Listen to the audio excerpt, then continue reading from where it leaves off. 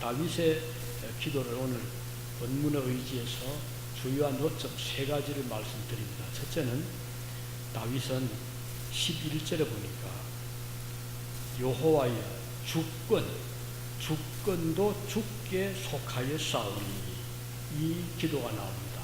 다윗은 하나님의 주권을 언급하면서 감사하며 기도했다는 것입니다. 이 주권이 뭘까요? 주권, 영어로 말하면 sovereignty, 우리말로 다시 이렇게 해석하면 통치권, 또는 다스리는 것, 그렇게 볼 수 있겠죠. 다윗이 기도를 드릴 때 하나님은 우주 만물을 통치하시고 인간의 생사화복을 다스리시는 분이시다. 그 점을 다윗이 특별히 지적을 하면서 감사 기도를 드리고 있는 겁니다. 자, 이것은 하나님의 존재하심과 역사하심을 인정하는, 하나님을 하나님으로 예우하는 그런 의미가 있거든요. 하나님은 천지의 주제가 되신다 그랬어요. 기도하면서 천, 하늘, 지, 땅, 하늘과 땅의 주인이시다. 그리고 천지를 주관하시는 분이다. 하늘의 태양, 달, 별, 일월, 성신을 하나님께서 창조도 하셨고 운행을 하시죠.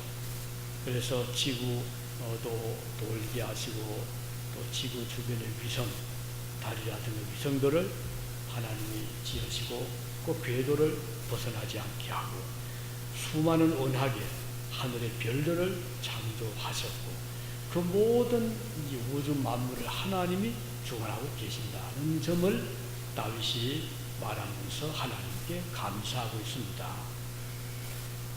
정말 그 다윗 기도는 아주 웅장하죠. 아주 크잖아요. 이 다윗이 이렇게 하나님의 주권을 강조한다는 것은 하나님의 존재하심과 역사하심을 인정하는 것이 됩니다. 이 기도라는 것은 곡조 있는 기도에 곡조를 붙이면 찬양이 되죠. 찬양은 곡조 있는 기도라 이렇게도 말합니다. 다윗은 시편에서 많은 노래를 부르고 있죠. 이게 다 그런 기도입니다. 기도에 이제 곡을 붙이면 찬양이 되는 것이죠. 본문 10절에 보면 송축하여, 여호와를 송축하여 이런 말씀 나오죠. 이 송축한다는 말은 찬양한다 이 말이죠. praise 이 말입니다. praise the Lord, 주님을 찬양하는. 자, 다윗은 이렇게 하나님께 기도하면서 찬양을 하고 있습니다.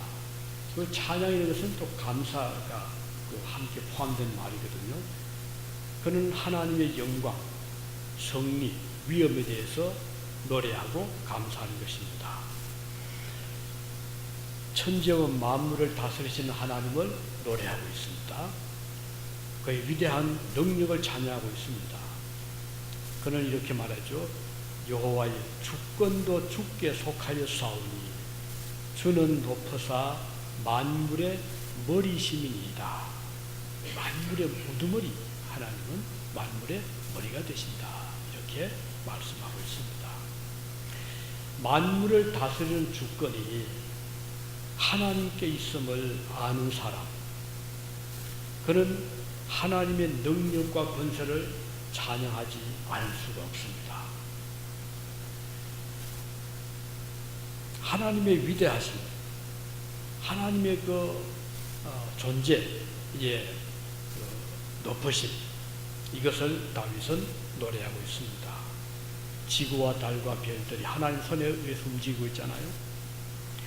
만물이 존재하는 것도 하나님의 통치, 주권에 의해서 존재하게 되는 것입니다.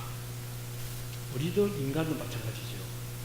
우리 모든 각 개인은 하나님이 창조하셔서 이 땅에 왔고 하나님께서 우리를 어느 일정 기간 동안 개인에게 생명의 기간을 허락해 주셨습니다.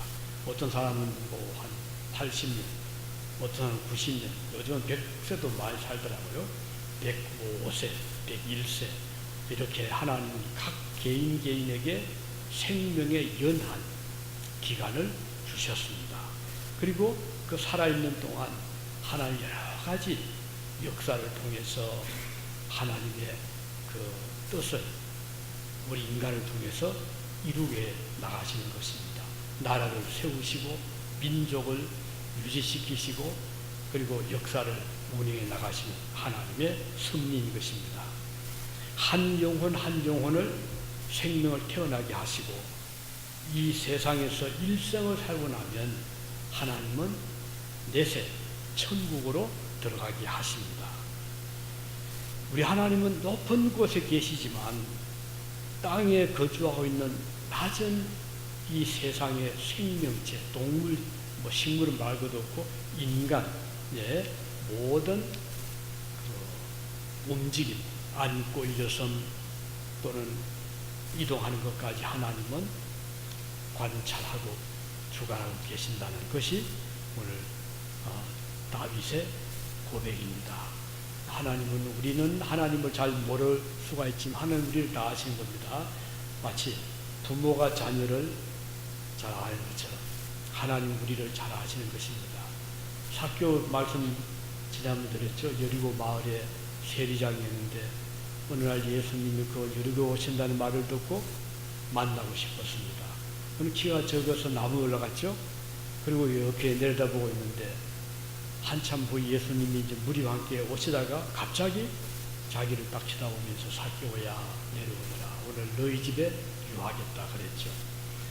사개오 얼마나 놀랐는지 모릅니다. 아니 어떻게 저 예수님 자기를 알까? 옥나무에 아무도 지금 모르고 혼자 올라가 있는데 예수님이 딱 그 사개오를 보고 이름을 불렀잖아. 이것은 뭘 말하는 거 아니? 우리 주님은 우리 개인 개인을 이름까지 아신다는 겁니다. 그래서 다윗은 하나님의 주권을 여같이 감사하고 기도했습니다. 자, 두 번째 다윗 기도는 하나님 다윗이 그랬죠. 너 성전 짓는 거 안 된다. 너는 피를 많이 흘리지 않느냐. 내 손으로 성전을 짓는 것은 허락하지 않겠다. 라고 했을 때 좀 서운하지 않았겠습니까? 이렇게 지금 많은 재료를 준비하고 지금까지 얼마나 애를 썼는데 왜 저로 하여금 성전을 못 짓게 합니까? 라고 항의도 할 만한데 다윗은 그것을 억셉트합니다. 수용합니다. 그리고는 아들에게 다 물려줍니다. 자, 여기서 다윗의 기도는 원망과 불평이 없는 오히려 감사의 기도였다는 것입니다. 우리가 살다 보면 우리 뜻대로 안 되는 경우들이 많잖아요. 바라는데 내 바람대로 안 되는 경우들이 많이 있습니다. 이럴 때 어떻게 하죠? 되게 절망하거나 더 심하면 불평, 불만을 말합니다. 하나님 왜 이렇게 하십니까? 왜 하나님 제 기도 듣지 않으십니까? 전 이거 하고 싶은데 이럴 수 있잖아요. 그런데 다윗은 그런 불평, 불만을 전혀 말하지 않고 예, 알겠습니다 하고 하나님 말씀을 따릅니다. 자, 우리 여기에서 참 다윗은 훌륭한 왕이고 신앙이구나. 그의 마음이 서운할 만한데도 서운한 것을 표현하지 않고 다 받아들이고 하나님 뜻에 순종하는. 자, 기도자의 자세는 이 점이 참 필요합니다.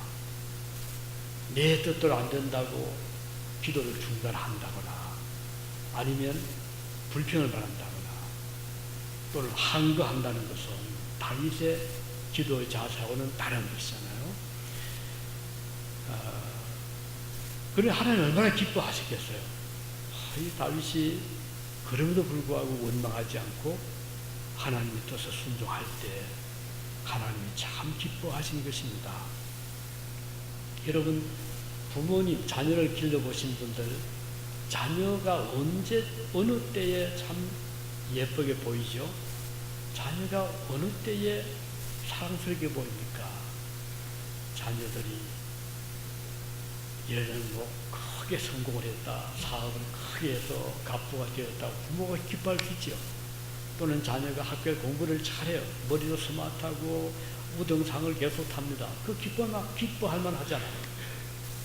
또 자녀들이 부모를 위해서 좋은 또 어떤 선물을 할 수가 있죠. 기쁘잖아요. 그렇지만 가장 기쁜 것이 공통적인 그 기쁨을 주는 것은 자녀들이 부모님께 고마워할 때입니다. 설령 자녀가 성공을 못해도, 재벌이 못되어도, 천재가 못되어도 부모님께 고마워할 줄 알 때 부모가 무엇을 더 바라겠습니까? 하나님과 마찬가지예요. 우리가 뭐 많은 일을 할 때만 하나님 기뻐하시는 것이 아닙니다. 우리가 크게 성공을 할 때 하나님이 박수치는 것만은 아닙니다. 우리가 설령 때로는 실패도 하고 때로는 약해서 넘어지기도 하고 또 어떤 때는 우리가 참 하나님의 마음을 아프기도 할 때도 있지만 그러나 성도의 마음속에 하나님 고맙습니다, 감사합니다 이런 마음을 가지고 그걸 표현하면 하나님은 대단히 기뻐하시는 것입니다. 하나님 기뻐하시는 게 뭔가? 하나님께 감사하는 마음, 하나님의 존재를 인정하는 마음이에요. 오늘 이것은 자녀가 부모에 대한 그 마찬가지입니다. 그 다윗은 이렇게 그의 기도를 보면 하나님께 감사했고 찬양하는 것을 볼 수가 있습니다. 하나님 기뻐하시는 그의 기도는 감사의 기도였습니다.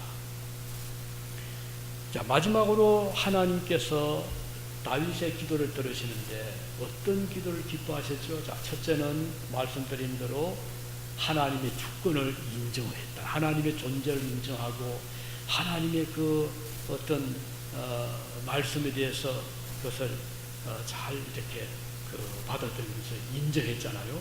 하나님의 주권, 하나님 살아계시고 나의 생명을 지금도 주관하고 계신다. 우주 만물을 하나님이 다스리신다. 그것을 인정하는 기도를 하나님 기뻐했고, 두 번째는 불평과 원망 대신에 감사, 찬양하는 것을 하나님이 기뻐하셨다는 것. 반드시 이것은 우리가 뭐 일이 잘 되고 성공해서만 아니라 우리 뜻대로 안 되어도 하나님 감사합니다. 이런 기도하는 것. 제가 어릴 때 초등학교 다닐 때인데요. 그때 이제 제 사촌 몇이 있었어요. 그런데 이제 그 삼촌 가정은 그 동네에서 유일한 온 가족이 믿는 가정이었어요. 그러니까 동민들이 참 주시랍니다. 그 삼촌에 대해서. 왜냐하면 그 바쁜 용봉기에도 덜에도 안 가고요. 예배를 드리거든요. 가뭄 있다가 비가 오면은 농부들이 바쁠 때거든요. 물을 막아줘야 되고 뭐 심게 해야 되는데 그럼에도 불구하고 이 집은 뭐 아랑곳 없이 주일날 딱 교회를 나가고 이러니까 참 예수에 미친 가정이다. 농민들 그렇게 생각한 거예요. 그런데 잘 돼야 될 거 아니겠어요? 잘 되는 게 별로 없는 것 같아요. 제 어린 눈에 볼 때. 그럼에도 불구하고 이 삼촌은 항상 보면은 감사하고 찬양하고 전도해줬어요. 그런데 그때 8월 초쯤 됐어요. 제가 초등학교 한 3, 4학년 때쯤 됐을 것 같아요. 그런데 그 사촌, 그 집의 딸이죠. 여러 남매 중에 제 동생 뻘 때 한 2살 낮은 아이인데 딸아이가 그 여자 친구들 같이 그 마을 뒤에 큰 연못이 있었어요. 그런데 그 연못에 이제 날이 더우니까 물장난 치면서 밖에 누워서 물가에 놀다가 덥고 하니까 조금 안에 들어갔어요. 별로 안 깊거든요. 그래서 갔는데 바람도 불고 이러니까 나오질 못하는 거예요. 이제 물에 좀 찼는데.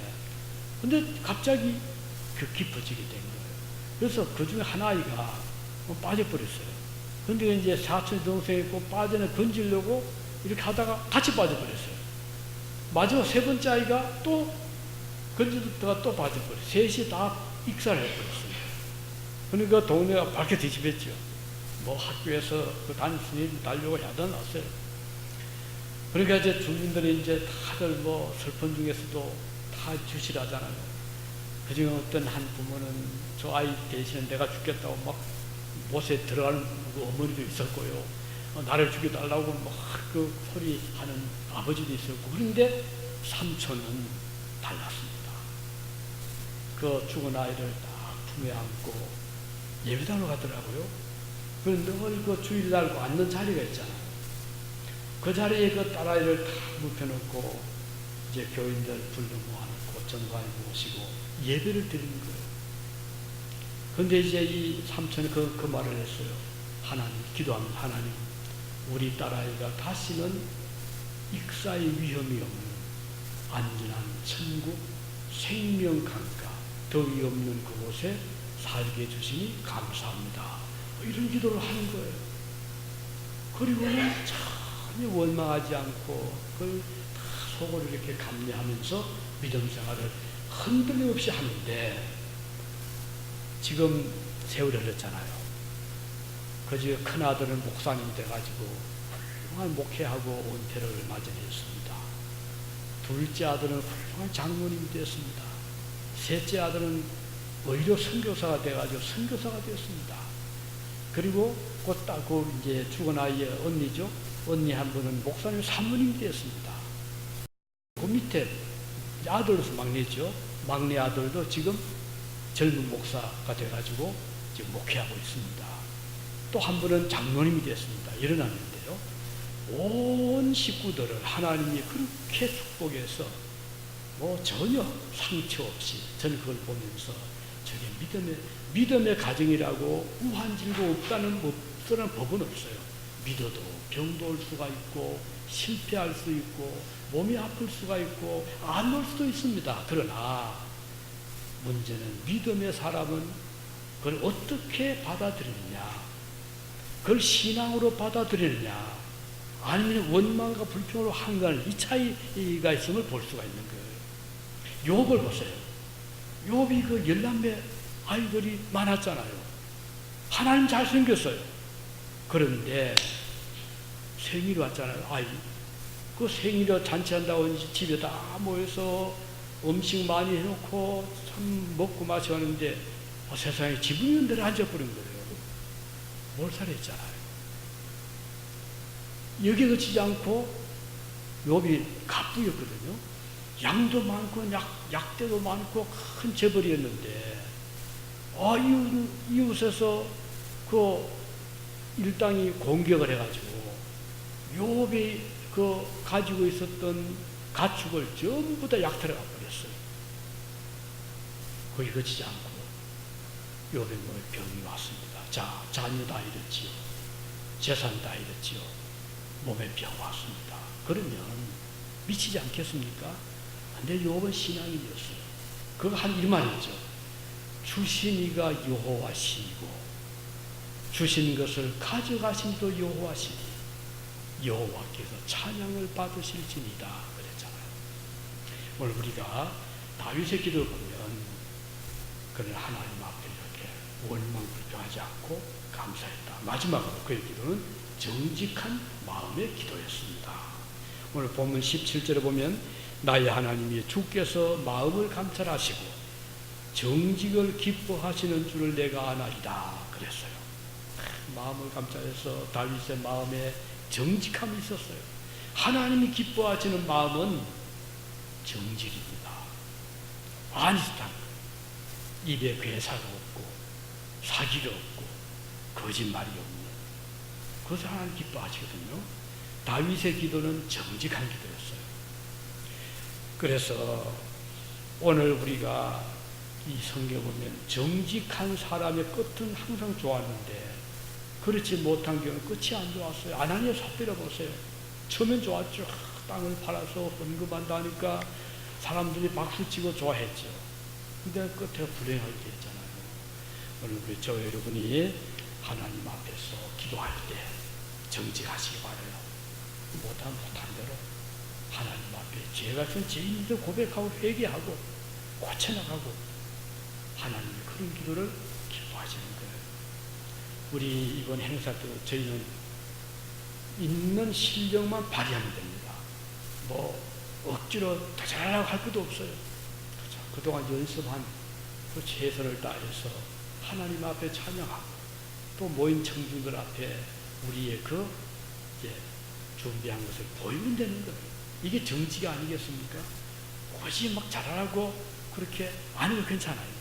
우리가 24년 동안 이 행사하면서요, 꼭 잘해서는 아니었어요. 처음에는 성가대원도 없었잖아요. 그래서 전 교인의 성가대화 해가지고 앞에 서면, 앞에 앉은 사람은 이종호 권사님 한 70전 노인 한번 앉아요. 그때 앞에 나온 그런 때도 있었어요. 장소 없었어요. 이거 사기 전에는 우리가 갈 곳이 없으니까 미국 교회 가서 빌렸어요. 돈을 주고 그 장소를 빌리기도 하고, 또 그것도 안 될 때는 고등학교 처칠 하이스쿨 그 강당 빌려서 하기도 하고, 이게 또 에메랄드 처치 빌리기도 하고, 10년 동안을 우리가 이렇게 남의 장소를 빌려가면서 음식을 또 잔뜩 해가지고 가져가서 우리가 노래하고 음악회하고 오신 분들 또 음식을 또 제공하고, 그렇게 10년 동안 우리가 했습니다. 우리 마음에는 우리 이대로 보여주자. 잘해서 우리는 이 우리나라를 위해서 많은 원조도 베풀어 준 나라, 또 참전해 준 용사분들, 우리 고아들을 데려다가 부모가 되어준 미국인들에게 우리 고마움을 표하자. 그 정직한 마음이었거든요. 근데 하나님께서 이렇게 보시니까 우리 불쌍했던가 봐요. 예배당을 주셨는데 우리는 이렇게 예배당이 음악 할 수 있는 좋은 장소인지 처음 몰랐어요. 보니까 뭐 한 몇 년 안 쓴 예배당이라 그냥 거미줄 막 걸쳐 있고, 앞에는 비인물이 막 새고, 앞에 어디 없었습니다. 요 몇 개 요 앞에 있었어요. 이 가운데서 아무것도 없을 거예요. 이 앞에 이 단도 없었어요. 그냥 밋밋했었어요. 그런데 우리가 그동안 부지런히 우리 성도들 열심히 또 노력해 주어서 지금 음악회를 하면 음악당 같이 좋잖아요. 아주 공명도 잘 되고, 우리는 정지하길 바랍니다. 오직 잘 벌려 애쓰지 말고 내 실력대로만 오늘도 그렇게 하길 바라요. 너무 잘하지 마시고 적당히 하시면 됩니다. 그러면 오시는 분들이 마음에 아주 감동이 될 겁니다. 그 다 알잖아요. 그 마음을 다 보거든요. 참 정직한 음악을 하는구나. 그럼 되는 겁니다. 우리 기도할 때도 그런 마음으로 기도해 주시기 바랍니다. 기도합시다.